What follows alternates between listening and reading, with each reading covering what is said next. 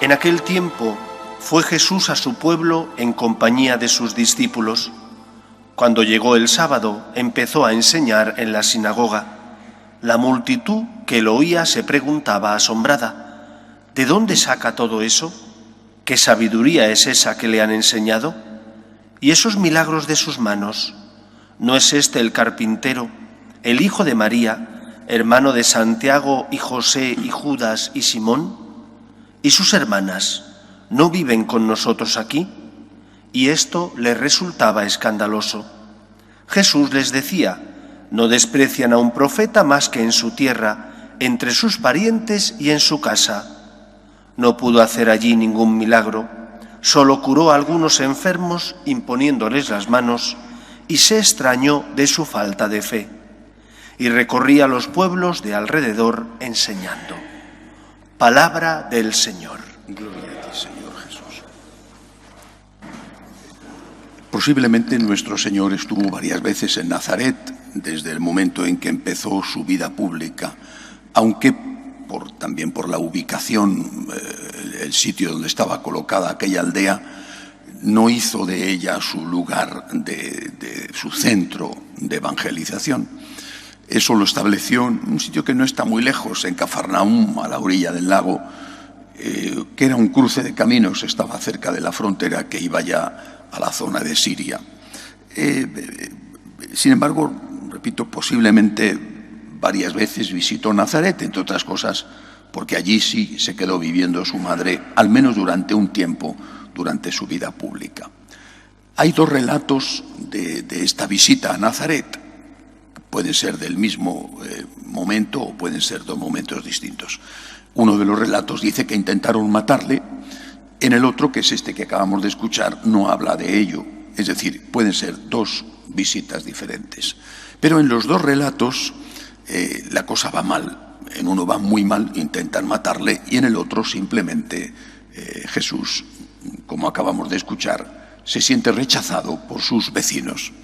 Es interesante que termina, o prácticamente termina, el fragmento que hemos oído hoy del Evangelio diciendo que Jesús estaba sorprendido de la actitud de sus vecinos.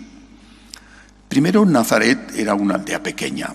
Esto para empezar. No hay un censo de la aldea, pero por los restos arqueológicos que hay, era una aldea pequeña en una colina donde una parte de las casas, posiblemente todas, eran medio rupestres, es decir, la mitad de la casa estaba en una cueva y la otra mitad de la casa estaba construida delante de la cueva. Posiblemente dentro de la cueva estarían los dormitorios y fuera de la cueva estaría, en la casa parte construida, estaría la cocina para salida de humos, el sitio donde se hacía la vida.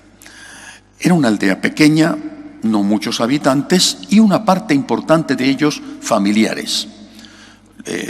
No todos familiares, obviamente, pero sí un sector.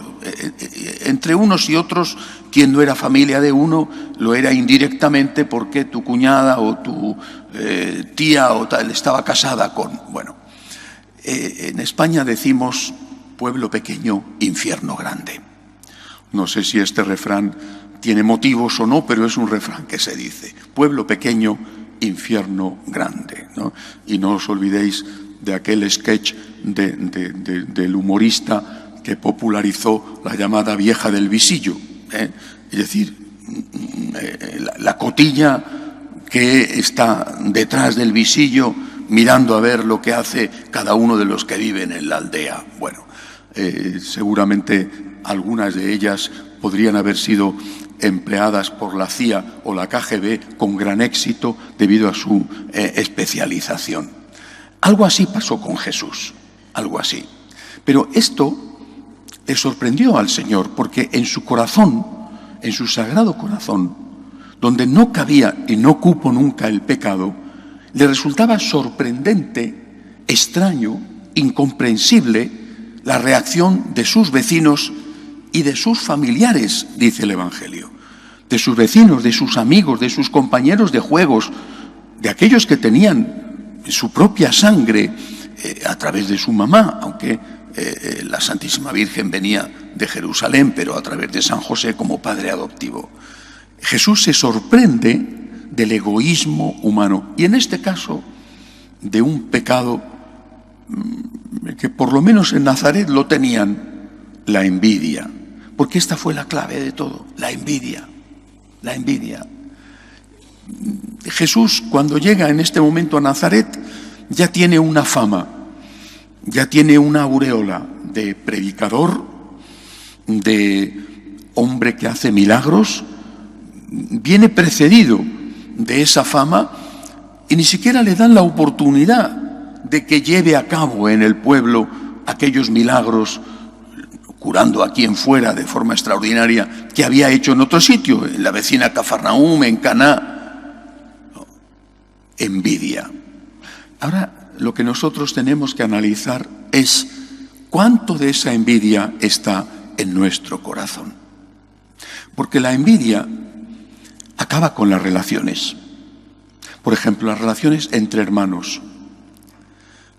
La excusa es, no sé cómo vamos a repartirnos este trapo que ha quedado en la herencia.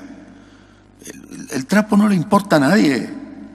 Lo que tú estás haciendo es pasar una factura de que a ti te parece que tu madre o tu padre querían más a tu hermano o a tu hermana que a ti.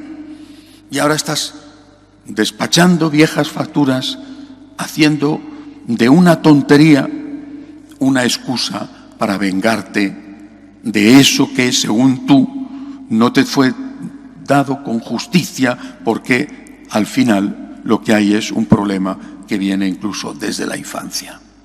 La envidia. La envidia busca siempre excusas. No actúa abiertamente. Tengo envidia a esta persona. No lo vas a decir. Y ni siquiera te lo vas a decir. No lo vas a reconocer nunca. Vas a buscar una excusa. Pero el fondo de la cuestión es que estás cometiendo un pecado de envidia. Y que estás haciendo daño, no sé si a un totalmente inocente, como en el caso de Jesús, o a un parcialmente inocente, pero tú estás haciendo un acto de venganza motivado por la envidia. Y repito, a veces por cosas de las que quizá ni tú mismo seas consciente, porque se remontan a muchos años atrás, cuando eras un niño y estabas en tu casa con tus padres. La envidia. Y la envidia es muy mala consejera.